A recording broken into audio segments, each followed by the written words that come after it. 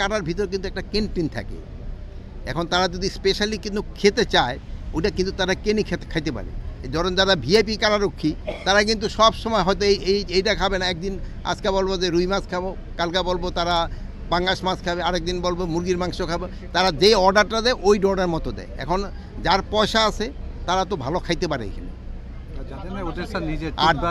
আর হয় কি নিজেকে ক্ষেত্রে তো ধরেন যে টুথব্রাশ, সাবান এইগুলিও তো অনেক, আবার অনেক আছে যে ওই ড্রেসটা ওই করে, এই যে কী বলে তেল সাবান। খাবার তো আমি নিজেই চেক করে আসলাম। এখন ওইটা হলো কারারক্ষীদের কিন্তু কারারক্ষী বন্দীদের কিন্তু দুই ধরনের খাবার।